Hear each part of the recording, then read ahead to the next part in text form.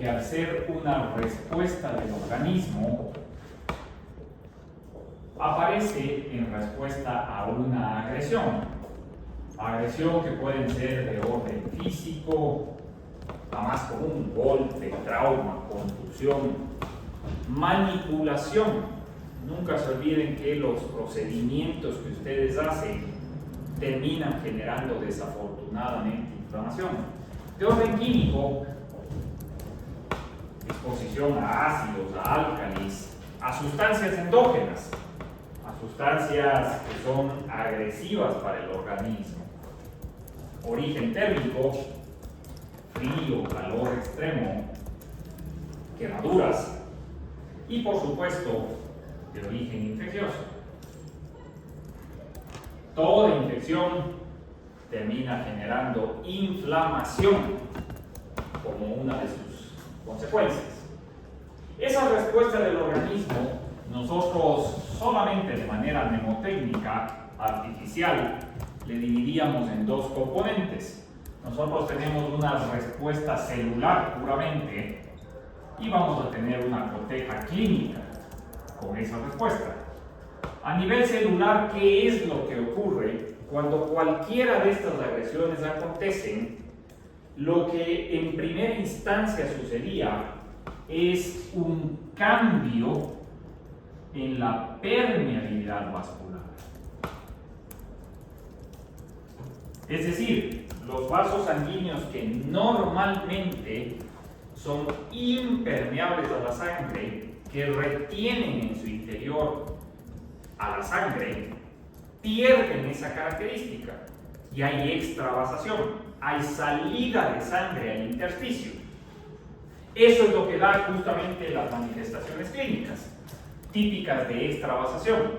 Ustedes recordarán rubor o enrojecimiento, tenemos calor, por supuesto, como hay efecto de masa, como ocupa espacio la sangre, se produce edema, o en los libros clásicos dice tumor, pero eso a veces genera confusión, y por el edema, al aumentar la presión intracompartimental, inevitablemente se comprimen los terminales nerviosos y aparece dolor. Y ahí estamos nosotros entonces listos para nuestro análisis fundamental. Porque usualmente, cuando el paciente llega a ustedes, llega con el motivo de consulta dolor. Es muy raro, es poco frecuente que el paciente venga y les manifieste tengo inflamación. Muy específico.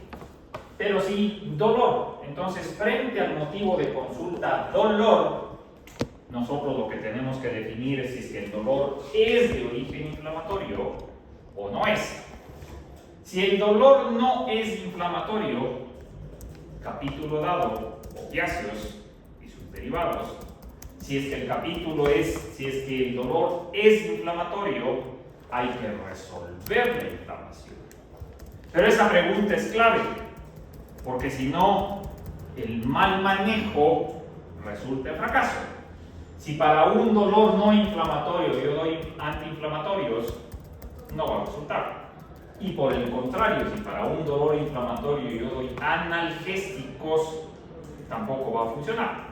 Va a enmascarar el dolor, pero en el momento que desaparezca el fármaco del organismo, va a reaparecer el dolor.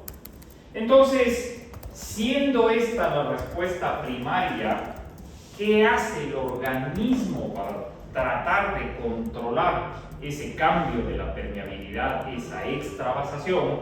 Entonces ahí viene la respuesta secundaria, que es atraer hacia el sitio del cambio de la permeabilidad células blancas, leucocitos.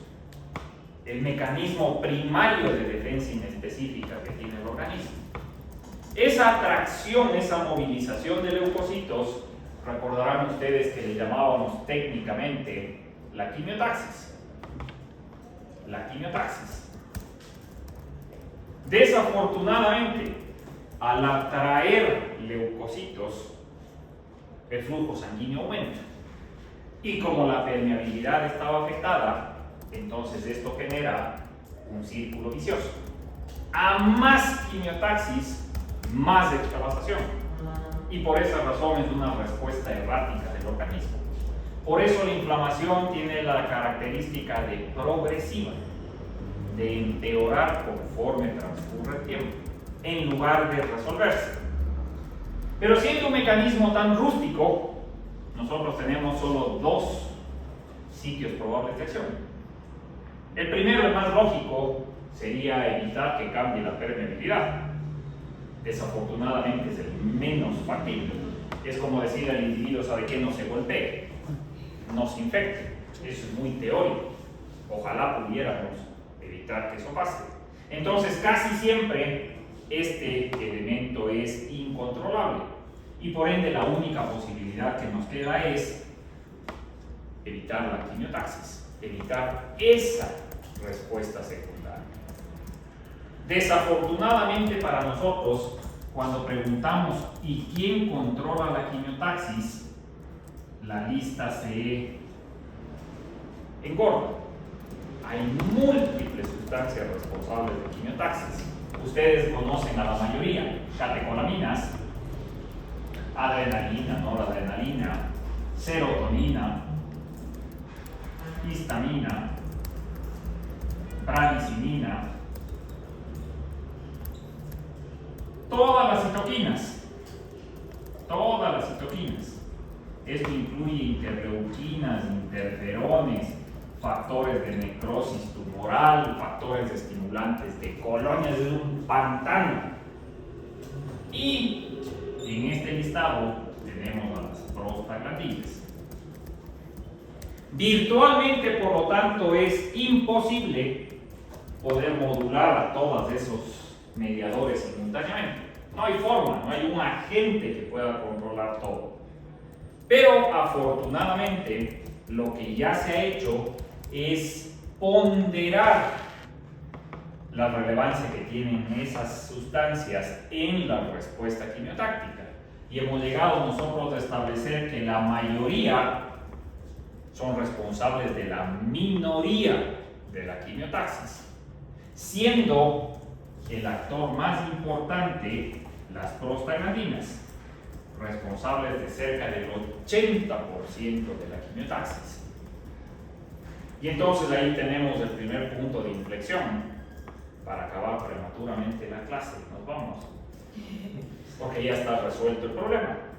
Si yo quiero controlar la inflamación, ¿qué debo hacer? Modular la quimiotaxis. Y si quiero modular la quimiotaxis, ¿qué debería hacer? Disminuir prostaglandinas. Fin de la historia. ¿Significa que si yo bajo prostaglandinas desaparece la inflamación? No, se controla mayoritariamente, pero todavía queda un 20% residual de respuesta inflamatoria. Entonces es muy importante entender que modular las prostaglandinas controla, reduce significativamente la inflamación, pero no la elimina, porque no es el único mediador, es el más importante, eso sí. Entonces, siendo nuestro foco de atención las prostaglandinas, ustedes que transpiran bioquímica se acordarán fácilmente de dónde salían las prostaglandinas. Prostaglandinas se forman a nivel intracelular a partir de un precursor primario a ácido araquidónico.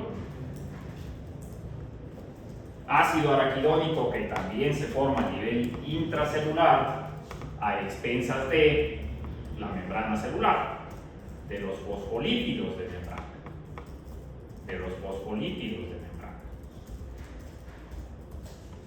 Y esos fosfolípidos de membrana salían, en último término, a partir del colesterol.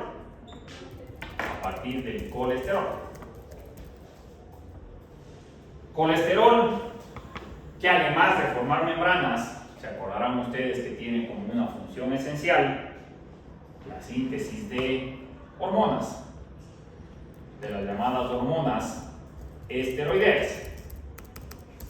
Las hormonas esteroideas, más que conocidas por ustedes. Las suprarrenales, cortisol, cortisona, dehidroepiandrosterona, y los esteroides sexuales, estrógenos, progestágenos, testosterona. Entonces, si nosotros nos proponemos como objetivo bajar prostaglandinas, lo que habría que recordar es quién modula estos pasos. Y ustedes se acordarán que estos son enzimáticamente controlados. Enzima responsable de que los fosfolípidos se transformen en ácido araquidónico, la fosfolipasa A2. La fosfolipasa A2. Enzima responsable de que el ácido araquidónico se transforme en prostaglandinas, la ciclooxigenasa, la COX, la COX. Y entonces ahí vamos simplemente a echar nosotros opciones. ¿Qué tan factible es bloquear a la fosfolipasa A2? Recordarán ustedes que esto es más que posible sitio de acción de los glucocorticoides. Los glucocorticoides bloquean a la fosfolipasa 2 y por lo tanto los glucocorticoides son la mejor estrategia antiinflamatoria que nosotros tenemos disponibles. La mejor, porque corta la cadena al nivel más alto. Desafortunadamente, y ustedes que a partir de esta semana van a comenzar a peregrinar en las prácticas, van a ver que los glucocorticoides no son, desafortunadamente, tan apetecibles en uso. Y automáticamente recordarán ustedes que cuando eso ocurre es un problema no de eficacia, sino un problema de seguridad, de tolerabilidad. Y entonces solo traigo a la memoria de ustedes que los glucocorticoides se les conoce genéricamente como los AIES, los antiinflamatorios esteroidales, lo que nos ayuda automáticamente a recordar que estos guardan una analogía química con las hormonas esteroideas. Y por lo tanto, cuando yo doy glucocorticoides, particularmente de forma crónica, se altera la esteroidogénesis. Y por ende, dar glucocorticoides crónicamente produce muchos efectos indeseables. Una lista nutrida, una lista amplia, que ustedes se acuerdan a la agüita, me imagino, que nosotros revisamos. Glucocorticoides agudos son excelentemente bien tolerados, son una muy buena alternativa. La única preocupación que tenemos en el uso de glucocorticoides agudos es que suprimen a las suprarrenales, apagan a las suprarrenales. Y entonces cuando usted deja de dar el glucocorticoide, la suprarrenal no se prende. Y el paciente puede hacer insuficiencia suprarrenal aguda, una crisis addisoniana. Pero eso se soluciona fácil porque por eso retiramos el corticoide en embudo, progresivamente, para que las suprarrenales se vuelvan a encender. Pero cuando damos crónicamente el glucocorticoide, ahí la historia es completamente distinta. Porque desafortunadamente las alteraciones que se producen son muy manifiestas. Al final, el estadio más avanzado de reacción adversa de abuso de glucocorticoides, síndrome de Cushing. Ahí es a donde no deberíamos llegar. No deberíamos darnos el lujo de que el paciente llegue a Cushing, pero desafortunadamente, ya van a ver ustedes a nivel hospitalario, los Cushing abundan, lo que significa que abusamos de los glucocorticoides. Cada vez que ustedes vean un Cushing, pregúntenle a su tutor por qué dejó que haga Cushing, y la respuesta les va a dejar perplejos, porque no había nada más que darle.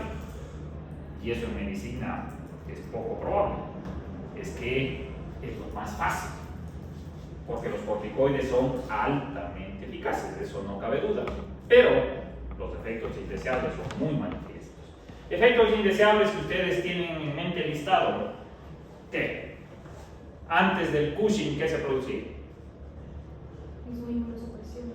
Inmunosupresión, bueno, ¿Por qué? Porque estamos bloqueando toda la vía de la inflamación y necesitamos que haya la permeabilidad vascular y se evita que tenga todo el... Ya, pero eso es inflamación. ¿Por qué tiene que ver eso con sistema defensivo? ¿Por qué había inmunosupresión?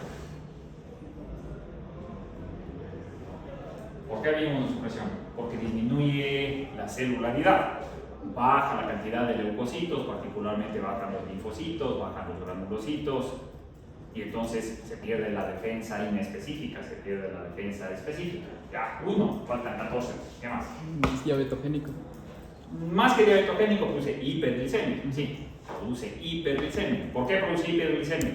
Porque el cortisol aumenta la resistencia a la insulina. Aumenta la resistencia a la insulina porque produce lipólisis, gluconeogénesis. Perfecto. ¿Sí? ¿Qué más? 13. ¿Se beneficiaría acelerado en niños? ¿Qué? ¿Se beneficiaría acelerado en niños? Sí, en los niños. Por eso, glucocorticoides en los niños no. Afortunadamente, artritis reumatoidea juvenil, por ejemplo, es infrecuente, afortunadamente. Pero en niños sí. Cierre prematuro de las epífisis. ¿Qué más? 12. ¿Qué? Osteoporosis, perfecto. ¿Por qué? Ya, porque hay un desbalance entre actividad osteoclástica que sube y osteoblástica que baja. Y eso estaba mediado por quién?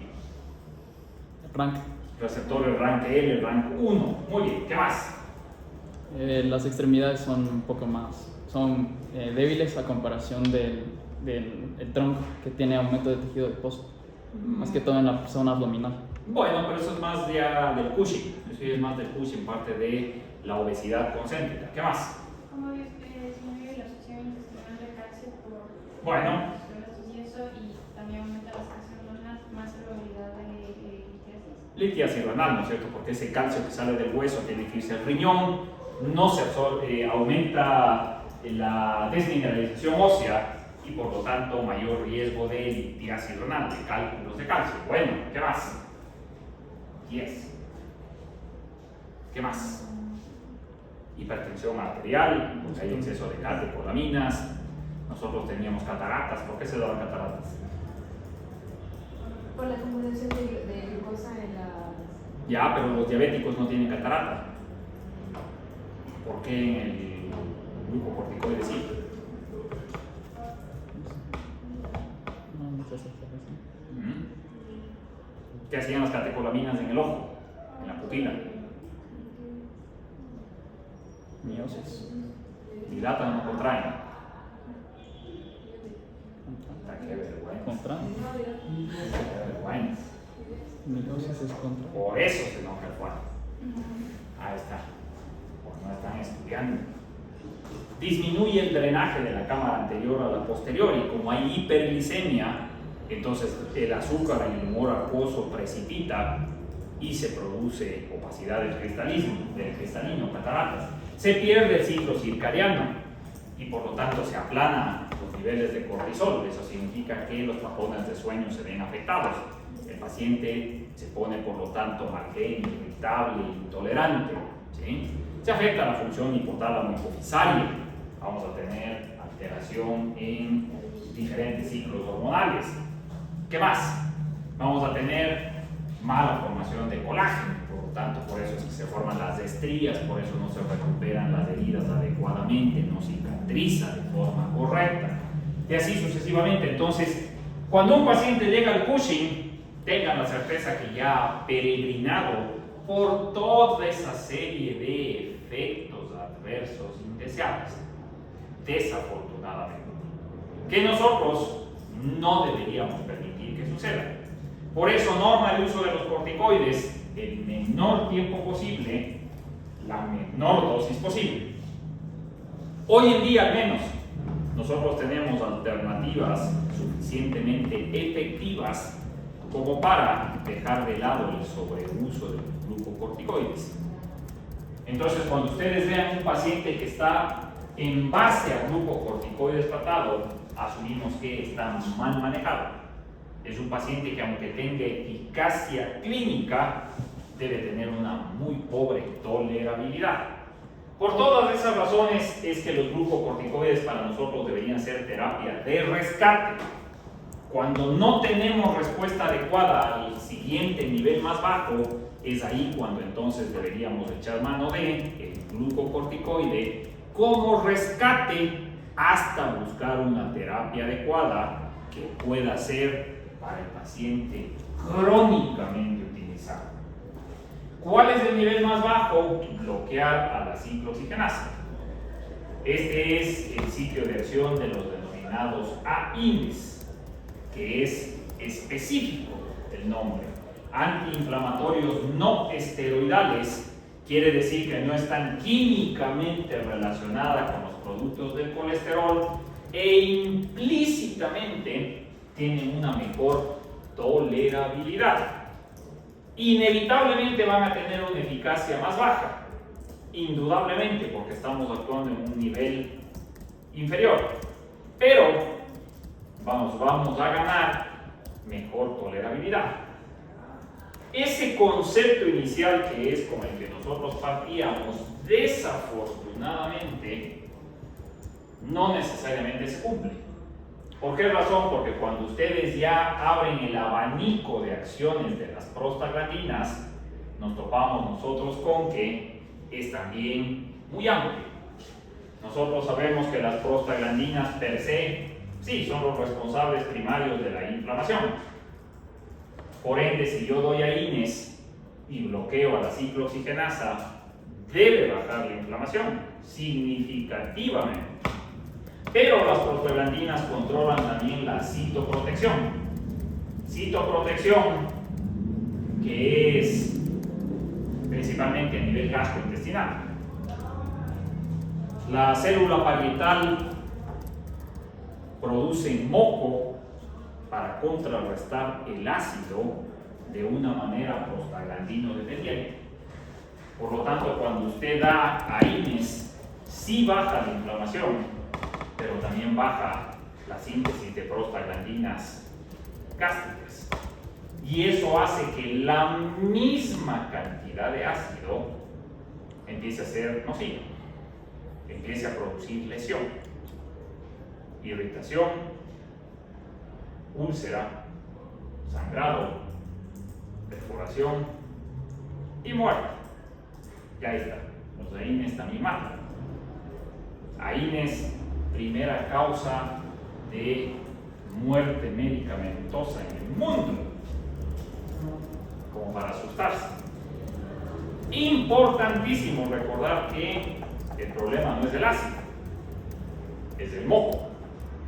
Y por eso insistir que cuando el paciente está tomando AINES, no sirve de nada dar antisecretores, no sirve de nada dar bloqueantes H2, no sirve dar inhibidores de bomba de protones, porque el problema no es el ácido, el problema es que no se forma moco.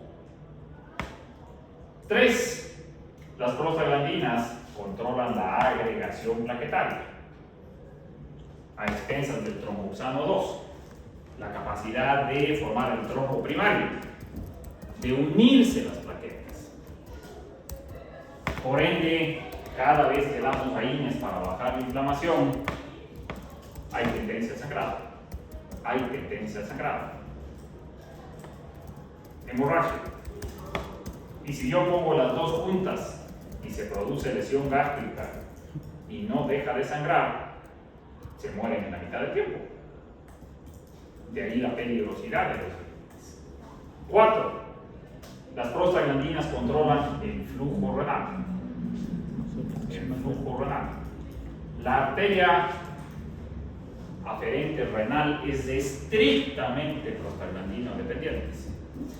Por ende, cuando usted da AINES para bajar la inflamación, disminuye el flujo renal, se activa el aparato yuxtaglomerular, renina, angiotensina, aldosterona, y vamos a tener retención de sal y retención de agua. Y eso significa que todo paciente que recibe AINES va a tener edema, que va a desarrollar hipertensión arterial. Eso es mecanístico, no hay nada que hacer. Y por último, pero no menos importante, las prostaglandinas son responsables del tono basal. de la vasodilatación fisiológica, de mantener a los vasos dilatados.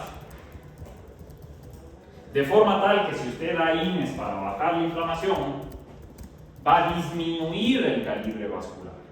No va a haber realmente vasoconstricción, pero se va a perder el tono basal. Va a disminuir el calibre del vaso. Y al disminuir el calibre del vaso, ¿qué pronosticamos que va a pasar? Que aumenta la turbulencia de las células sanguíneas. Y cuando aumenta la turbulencia, eso lleva a agregación plaquetaria, formación de trombos. Por suerte, las plaquetas están inhibidas. Entonces lo uno compensa al otro. A pesar de que baja el tono vascular, no se forman trombos, porque las plaquetas están inhibidas. Pero esa diversidad de actividad de las prostaglandinas menoscaba considerablemente la potencialidad de uso de los AINES.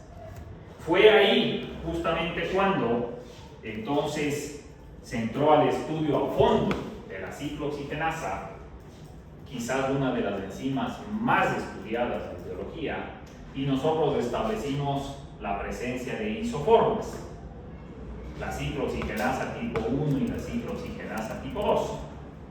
Recordando que el concepto de isoforma es la misma enzima estructuralmente, pero con una función diferenciada. Es ahí donde entonces la ciclooxigenasa tipo 1 es una isoforma constitutiva o que produce prostaglandinas de manera permanente y espontánea, pero en bajas cantidades. Esa ciclooxigenasa tipo 1 es la responsable de la citoprotección, es la responsable de la agregación plaquetaria y es la responsable del flujo renal. Esa ciclooxigenasa tipo 1 es entonces la fisiológica, es la buena, es la que no quisiéramos nosotros que se vea afectada. La ciclooxigenasa tipo 2, en cambio, es una isoforma inducible. Quiere decir que tiene una actividad basal mínima, escasa, y que cuando existe una agresión en el organismo, se dispara su actividad. Produce 100 veces más prostaglandinas que la COX-1. Produce masivamente. Y por esa razón la COX-2 es la responsable primaria de la respuesta inflamatoria. Sin embargo, no se olviden que tenía una actividad basal mínima, que es la que se encarga de mantener el tono vascular, Entonces, visto así, este esquemita que sabemos nosotros desde el año 1976, ni sus papás nacían todavía. La respuesta estaba más o menos clara. Si yo quiero maximizar el efecto de los AINES, ¿qué es lo que yo debería hacer? Yo debería enfocarme en bloquear principalmente a la ciclooxigenasa tipo 2 y tratar de dejar intacta la actividad de la ciclooxigenasa tipo 1. Eso es lo que dicta el sentido común. Eso que dicta el sentido común, desafortunadamente, a nosotros no nos resultó tan fácil. No resultó tan fácil en poder bloquear solo a la COX-2. Y por esa razón hemos hecho múltiples intentos tras intento, y por eso la familia de los AINES es una de las más grandes, de las más abundantes. Solo antibacterianos hay más que AINES. Entonces, si nosotros sistematizamos los AINES les vamos a dividir en dos grandes grupos, por la lógica del esquema. Nosotros vamos a tener lo que se denominan los AINES no selectivos, entendiendo por ahí no selectivo el que bloquea a la COX-2 y a la COX-1, es decir, que bloquea todo. Y vamos a tener en el extremo contrario los AINES selectivos, los que bloquean solo a la COX-2. Desafortunadamente, entre esto y esto, hemos tenido también aproximadamente 80 años. 80 años de diferencia. Por eso se podrán ustedes imaginar que el grupo más abundante es el de los no selectivos. Ahí es donde están la gran mayoría de los agentes. Por esa misma razón, en varios de los libros a estos no selectivos les dividen en dos subgrupos. Ustedes van a leer en algunos libros que hablan de los AINES tradicionales y de los AINES preferenciales. Entendiendo por AINE tradicional el que bloquea por igual la COX-2 y la COX-1, mientras que un preferencial es el que bloquea más a la COX-2 que a la COX-1, pero a la final les bloquea a las dos también. Entonces, en algunos libros habla de tres tipos de AINES: tradicionales, preferenciales y selectivos. Ustedes recuerden que estos dos son no selectivos.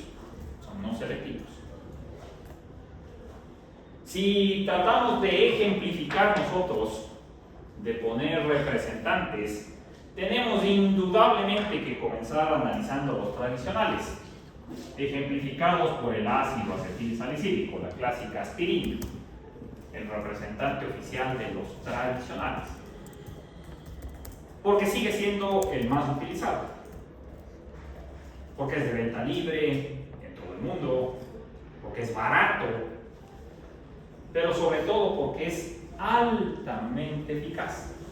No pierdan la oportunidad cuando hagan historia clínica de preguntarle a su paciente: ¿por qué toma aspirina? Y van a ver ustedes que el paciente es categórico: porque nada me alivia tanto como la aspirina. Eso es lo que hace que con más de 100 años siga siendo el agente más apetecido.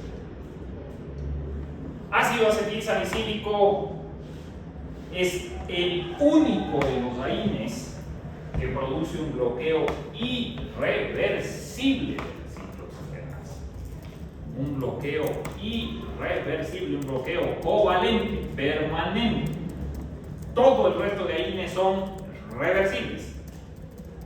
Ese ácido acetilsalicílico produce esa actividad debido a que cuando ingresa al organismo se divide en sus dos componentes: en el salicilato, que bloquea transitoriamente la ciclooxigenasa, y en ácido acético, que es el que le acetila a la ciclooxigenasa y que por lo tanto le inhabilita permanentemente. Es un efecto sumativo.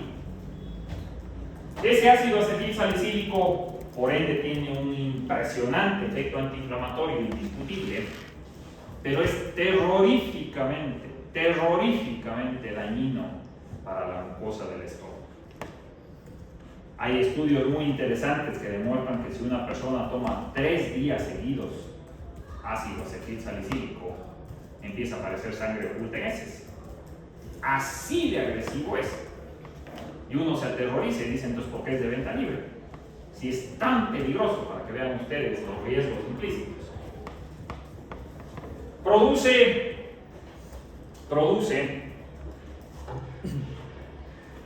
un bloqueo permanente de la función plaquetaria. Permanente. Porque como la plaqueta es una célula anucleada, recordarán ustedes que la plaqueta es un fragmento del megacariocito, que ese sí tiene núcleo. Cuando explota el megacariocito, la plaqueta sale sin núcleo. Y si no tiene núcleo, aparte que no se puede reproducir, no tienen plaquetitas, no tiene capacidad de síntesis de proteínas. Entonces, si la plaqueta es expuesta al ácido acetilsalicílico, se bloquea la ciclooxigenasa y chao. No hay cómo reemplazar esa ciclooxigenasa. Por suerte, la plaqueta vive poco. ¿Cuánto vivía una plaquetita? 10, 12 días, ¿no es cierto? Quiere decir que si usted toma una sola aspirina, usted queda antiagregado una semana. Usted va a tener tendencia al sangrado durante una semana. Si quiere, puede hacer el experimento. ¿Cuánto era el tiempo de refracción del coágulo? Doctores fisiólogos. Cuando usted se pincha el dedo, ¿en cuánto tiempo se retrae el coágulo?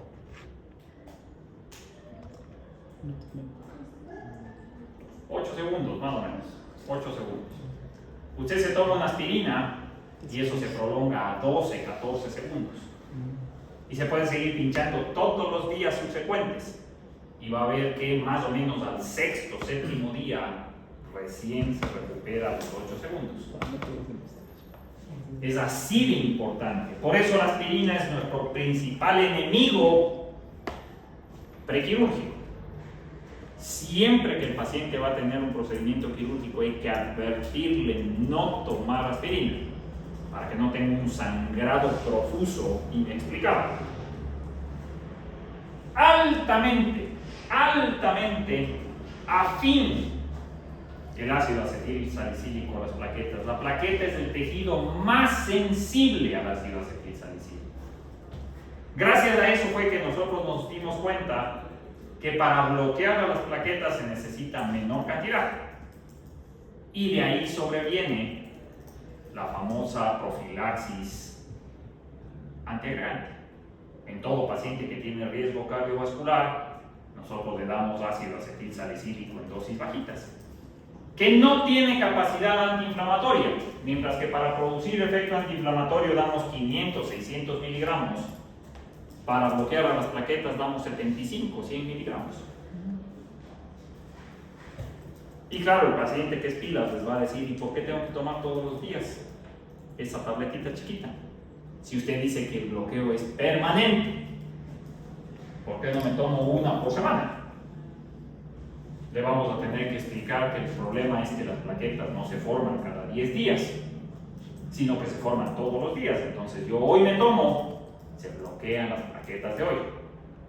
Mañana se forman nuevas, tengo que volver a bloquearlas. Entonces por eso se toma todos los días la cardioaspirina, la aspirina antiagregante.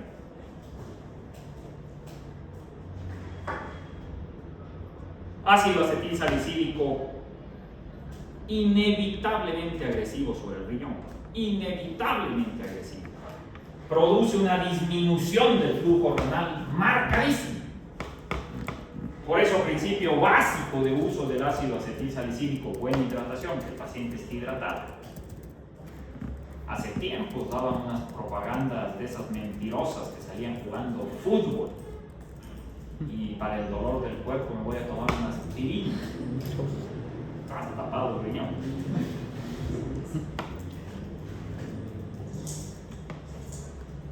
Por esa razón, ácido acetil salicílico jamás utilizado en los niños. Jamás. Porque el riñón de los niños es mucho más prostaglandino dependiente que la del adulto. Entonces, en los niños, el ácido acetil salicílico tiene mucho más riesgo de producir necrosis tubular aguda, falla renal. Además, que se acordarán ustedes que en los niños es mucho más frecuente las infecciones de naturaleza viral, las virosis. Y hay un fenómeno muy interesante que cuando se usa ácido acetil salicílico en procesos virales, se produce el famoso síndrome de Reye. El famoso síndrome de Reye, que es insuficiencia hepática aguda más encefalopatía. Casi siempre fatal. Por eso en los niños nunca ácido acetil salicílico. Eso de que hay aspirina infantil es una mentira sarnosa. Eso fue producto de la creatividad perversa de los marqueteros. Cuando nosotros descubrimos que se utilizaba para bloquear las plaquetas minidosis, es una tableta más chiquita. Y apareció uno, ¡oh!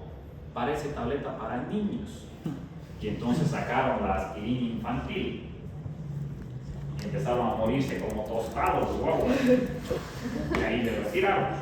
Y dijeron, cierto que no hay cómo. Nunca. Obviamente a ustedes les va a surgir la duda, ¿y hasta cuándo uno es niño? Porque si no ya van a decir, yo no puedo tomar. Ha sido una pelea a muerte. Idealmente debería ser hasta los 18. Eso es poco probable. El punto de corte que se ha establecido es 12 años.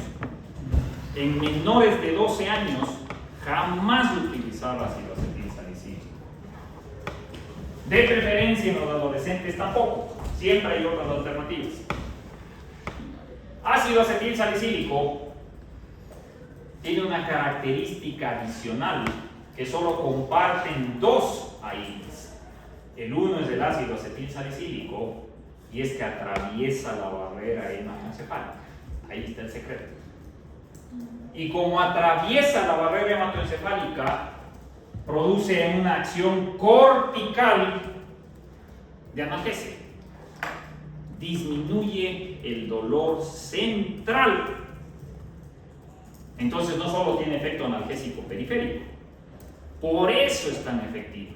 Y dos, actúa sobre el centro termorregulador en el hipotálamo y baja la temperatura corporal. Por eso la aspirina es antipirético. Sirve para la fiebre. Sirve para la fiebre. Con todas esas características es indudable que es maravillosa. Diseñada para darse por vía oral, se absorbe bien independientemente de los alimentos, porque es una molécula muy ácida. Se distribuye bien en todo el organismo, pero desafortunadamente tiene una vida media muy corta. Vida media del ácido acetilsalicílico 1 hora. Entonces, ¿cada cuánto hay que dar por vía oral, doctores?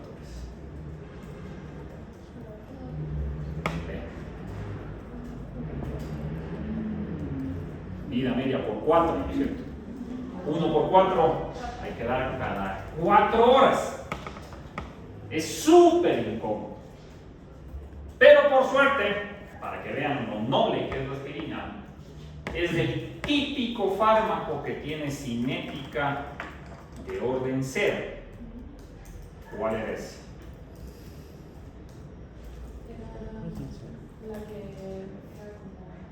como o sea, que no se eliminaba, sino que se subía. Es proporcional al principio, a más dosis, más metabolismo y más eliminación, pero se bloquea y aunque suba la dosis, ya no se elimina. Entonces, por eso con la aspirina es cuestión de dosis. Es de esos pocos fármacos que usted sube la dosis y se prolonga la duración de acción, porque no se elimina. Entonces, si usted da una aspirina de 500, de 600 miligramos, dura 4 horas. Si usted da 4 aspirinas, eso dura 8 horas. Si usted da 6, 8 aspirinas, dura 12 horas. Si usted da 10, 12 aspirinas, dura un día. Y uno dice, ¿quién se va a tomar 12 aspirinas? Un paciente con artritis toma 20 aspirinas diarias para que le alivie el dolor.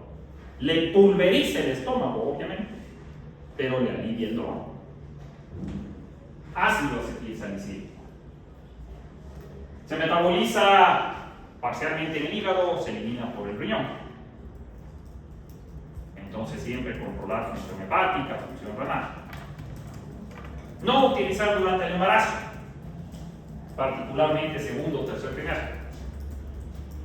Tercer trimestre porque se antiagrega la mujer y obviamente tiene más riesgo de hemorragia durante el parto, pero mucho más importante, como atraviesa la placenta, el niño puede tener hemorragia cerebral al pasar por el canal de parto, principalmente por la compresión cefálica, puede ser hemorragia cerebral. En el segundo trimestre, como atraviesa la placenta, puede producir cierre prematuro del ductus arterioso.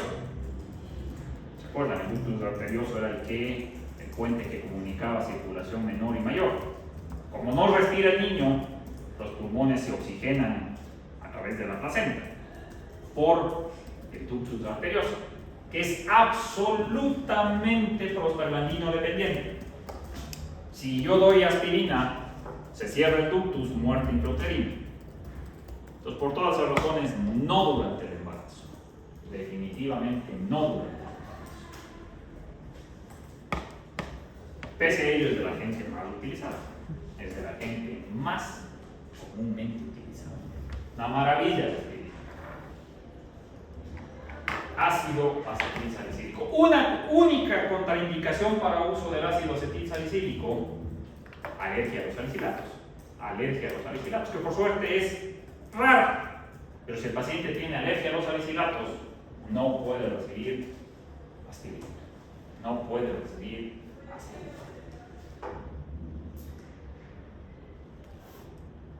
Perfecto. No puedo dejar de mencionarles y hacerles de acuerdo que la artritis reumatoidea como entidad, como enfermedad, es factor de riesgo cardiovascular. Todo paciente que tiene artritis tiene más eventos cardiovasculares que quien no tiene artritis. Dicho eso, debería ser norma básica en paciente con artritis, aspirina en dosis bajas. Todo paciente con artritis debería recibir aspirina en dosis bajas. Entonces, cuando ustedes vayan al hospital, tengan la gentileza, si es que ven que no está recibiendo, tienen que decir: hay que darle aspirina en dosis bajas. Cardioprotección primaria. No esperar a que se infarte para decir: creo que hay que darle aspirina. ¿Ya para qué? Ya llegamos tarde. Entonces, a todo paciente con artritis habría que darle aspirina en dosis bajas. Vamos con los preferenciales. No vamos a revisar todos, porque son un chorizo, pero al menos algunos para tener una idea. Agrupémosles por familias químicas. La primera, la más conocida, la más utilizada, derivados del ácido propiónico. Derivados del ácido propiónico, 6 moléculas. Las dos más conocidas, el naproxeno y el primo hermano, el ibuprofeno. El naproxeno y el ibuprofeno. Pero son 6 moléculas en total, ahí van a leer ustedes: es el ibuprofeno, el ketoprofeno, el flurbiprofeno, el naproxeno. Todos son más o menos iguales. Les tomo a los dos extremos, porque el naproxeno fue el primero, el más antiguo. Naproxeno le podemos definir como un pobre preferencia. Pobre preferencia. Quiere decir que no discrimina mucho entre COX-1 y COX-2. Se parece más a la aspirina.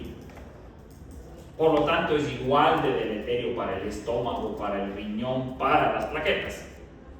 La diferencia es que el bloqueo de las plaquetas es reversible.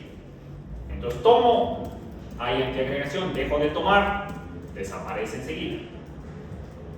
No atraviesa la barrera hematoencefálica, entonces no sirve para la fiebre, no sirve para el dolor. ¿Cuál es la ventaja del naproxeno? Vida media larga. Vida media larga. Se toma cada 12 horas.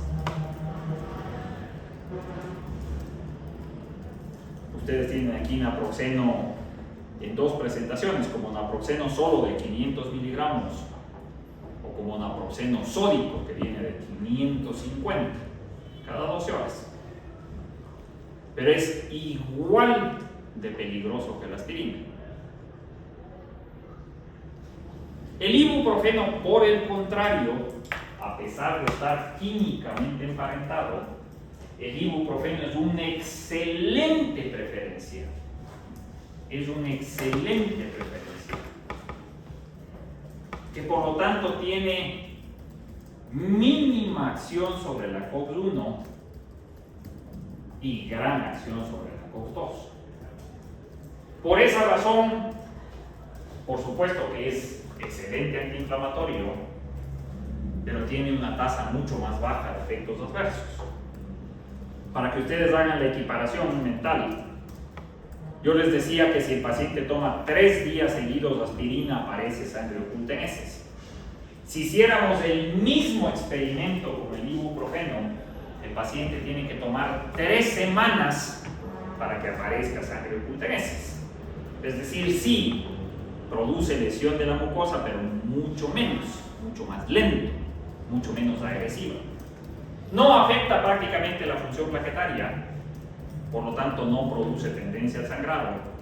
Agente de elección para el prequirúrgico, para el transquirúrgico y para el postquirúrgico inmediato, porque no hay sangrado. Mínima actividad renal, mínima actividad renal. No produce edema, no eleva la presión arterial. Maravilla. El ibuprofeno es la segunda de las moléculas que atraviesa barrera hematoencefálica. Es el segundo de los AINES que atraviesa barrera hematoencefálica, como la aspirina. Y por lo tanto, por eso produce efecto analgésico central, por eso produce efecto antitérmico. Por eso el ibuprofeno es la panacea. Ibuprofeno diseñado para administrarse por vía oral, se absorbe bien, no es una molécula tan ácida como la aspirina, por ende hay que dar preferible con estómago vacío. Vida media intermedia, hay que administrar cada 6 horas. Ibuprofeno tiene una disociación entre dosis y eficacia. Dosis bajas, 200, 400 miligramos de ibuprofeno, predomina el efecto analgésico. Dosis altas, 600, 800 miligramos, prevalece el efecto antiinflamatorio. Ibuprofeno, por todas esas características, es el único de los AINES aprobado para uso pediátrico. El único, seguro en niños, de verdad. Dosis pediátrica, 15 a 30 miligramos por kilo de peso.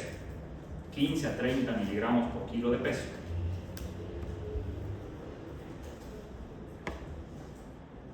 Ibuprofeno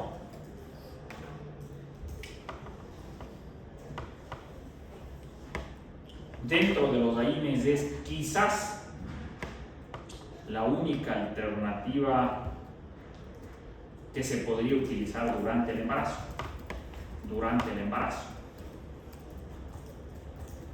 Si es que mismo toca darlo.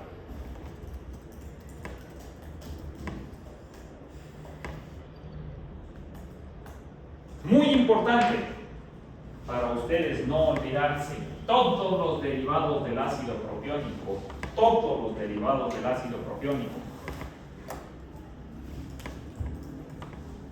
están contraindicados en las personas que toman aspirina en dosis bajas. Todos los derivados del ácido propiónico bloquean el efecto antiagregante de la aspirina. Por eso es fundamental cuando ustedes van a utilizar estos agentes. La primera pregunta es: ¿toma o no toma aspirina en dosis bajas? Porque si toma aspirina en dosis bajas, no dar derivados del ácido propiónico, porque vamos a bloquear ese efecto y va a haber trombosis. Por eso, cuando ustedes, por favor, a su paciente le den ácido acetilsalicílico como cardioprotección, enséñenle esto. Díganle: usted no puede tomar derivados del ácido propiónico. No importa que no entienda. Lo que nos interesa es que cuando vaya al odontólogo, al médico general, a otro especialista, el paciente diga: no me dará derivados del ácido propiónico, para que su colega se ponga mosca y cambie de alternativa. Es una de las interacciones más comunes, pero como es el país del no pasa nada, nadie hace nada. Segunda familia, los derivados del oxicam. Los derivados del oxicam, dos moléculas, el piroxicam y el meloxicam. Piroxicam y meloxicam. Cuando nosotros hablamos de piroxicam, pobre preferencial. Pobre preferencial. Sin embargo, el piroxicam fue el primer AINE de vida media larga, una vez al día. Comodidad, pero no ofrecía nada más. El sacrificio era que al ser de vida media larga tenía lento inicio de acción, se demoraba más de lo habitual. Por eso el piroxicam fue el primero que cambiaron la formulación a sublingual. Ustedes tienen el piroxicam sublingual. ¿Qué se gana? Velocidad de acción. Hoy el piroxicam sublingual es del agente más rápido. 3-5 minutos y ya produce eficacia. Y dura la hora. Dura todo el día. El meloxicam es una versión modificada del piroxicam. Altamente preferencial. Dicen que es el mejor preferencial que existe. Prácticamente no bloquea la consulta. Entonces no afecta al estómago, no afecta a las plaquetas, no afecta al riñón. Pero lastimosamente no atraviesa la barrera hematoencefálica. Entonces por eso está por debajo del ibuprofeno. Porque no sirve para fiebre, no tiene efecto analgésico. Muy bien. Pero sí es una vez al día. Con el meloxicam, solamente comentarles toda esa maravilla que hemos mencionado depende de la dosis. Dosis bajas es altamente preferencial. Dosis altas pierde esa preferencialidad. Aquí en el Ecuador tenemos dos presentaciones, de 7.5 y de 15 miligramos. Adivinen cuál es la más usada. La de 15. ¿No es cierto? Se olvidan así facilito. Es uno de los pocos agentes en que no se cumple que a más dosis, más eficacia. Con el meloxicam la eficacia es la misma. Lo que se pierde es seguridad. Dar 15 miligramos no es más eficaz, pero produce más efectos indeseables. Y uno dice, ¿y entonces por qué es la que más usan? No saben. Y por último, en los preferenciales, los derivados del ácido acético. El diclofenaco, el ketorolaco. Son agentes interesantes. Diclofenaco, un muy buen preferencial. Desafortunadamente una molécula caprichosa. Ácido lábil, entonces se absorbe en el duodeno. Hay que dar con cubierta entérica. Tiene que venir en forma de tableta recubierta, como grajea.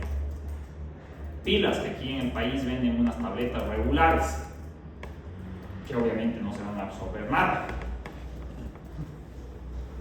Tiene un efecto de primer paso altísimo, 50%. Pero a pesar de todo eso, muy buen preferencial. No afecta mayormente la mucosa, no afecta mayormente las plaquetas. Sí, desafortunadamente afecta el riñón. Y dentro de los AINES es el que más nos interesa acordarnos que afecta la función hepática. Sobre todo con uso crónico.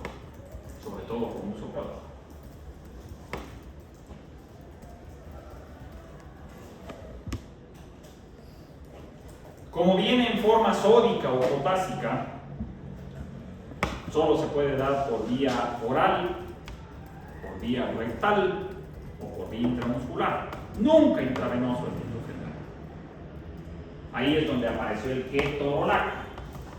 El ketorolac es la versión inyectable originalmente del diclofenac. Ya después le modificaron y se puede dar también oral y todo.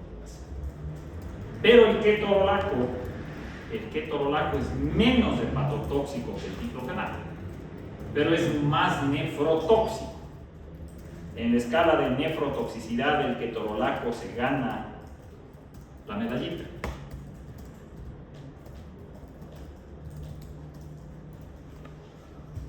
Y por último, los selectivos. Nuestro sueño deseado, que ha sido un fracaso. La mayoría de los intentos que hemos hecho no han funcionado. Actualmente solo hay dos selectivos: el celecoxib y el etoricoxib. El celecoxib y el etoricoxib. Celecoxib en todo el mundo, incluidos los Estados Unidos. Etoricoxib en todo el mundo excepto en los Estados Unidos. Por todos los problemas que hubo con otras moléculas, los Estados Unidos se quedaron con el celecoxib y nada más. Pero en el resto del mundo, incluido Canadá, además del celecoxib hay el etoricoxib. Agentes que bloquean exclusivamente a la COX-2. Exclusivamente. Por lo tanto, están absolutamente libres de efectos indeseables. De efectos indeseables gástricos, renales, plaquetarios. Pero lo que no hay que olvidarse era qué más hace la COX-2. Vasodilatación. Porque entonces cuando yo solo bloqueo a la COX-2, los vasos pierden el tono, aumenta la turbulencia, pero ya no hay quien contrarreste la agregación. Entonces, ¿cuál será la consecuencia? Trombos, trombosis. Por eso han sido la mayoría de los problemas. Por eso la norma de uso de los COX-2 se rige en 3 parámetros. Número 1, antecedentes gastrointestinales. Si el paciente ha tenido úlcera, sangrado, perforación, no debe recibir preferenciales, porque va a volver a sangrar. Hay que darle COX-2. Segunda, si es que el paciente va a tener terapia crónica y le damos preferenciales, tarde o temprano va a tener lesiones. Entonces hay que darle un COX-2. Y 3, la más polémica. Si el paciente es nefrópata, si el paciente tiene daño renal, no debe recibir preferenciales ni aval, pero podría recibir COX-2 selectivos. Podría recibir. ¿Quién no puede recibir COX-2? El que tiene riesgo cardiovascular elevado. El que tiene riesgo cardiovascular elevado. Mensaje final para que se vayan. ¿Tienen más clases después de esto? Ya no, ya se van a su casita. Mensaje final. Todos los AINES, toditos, funcionan en el mismo sitio. Todos en la ciclooxigenasa. Por lo tanto, jamás, nunca, never asociar raíces. Nunca dar raíces combinados. No tiene sentido. No hay sinergismo. No hay potenciación. Si usted quiere mayor respuesta, súbale la dosis a cualquiera que escoja, pero no asocie. Es el principal mal uso. La consecuencia de asociar AINES es mayor toxicidad. Y uno pensaría desafortunadamente que la toxicidad va a ser gastrointestinal, pero no. La principal toxicidad es renal, nefritis intersticial aguda, insuficiencia renal. Ahí facilito ustedes pueden explicar por qué en este país el principal gasto en salud es diálisis. Porque nadie controla el uso de los AINES. Por eso ven, ya pasaron ustedes por renal, ya pasaron ustedes por renal. Por eso ven tanto paciente joven con nefropatía. Y dicen, debe ser genético. Debemos tener algo. Mal uso de medicamentos. Sobreuso de AINES. En fin, entonces para la próxima semana, que vamos a ver drogas modificadoras de la enfermedad, por favor vengan repasando, vengan refrescando los mecanismos de la respuesta inmunológica en la artritis reumatoidea. ¿Cuál es la cascada inmunológica en la artritis reumatoidea para que nosotros podamos aproximarnos a qué podemos tener como blanco de tratamiento para lograr mejores resultados? Listo, chicos, ahí nos quedamos. Gracias. Gracias.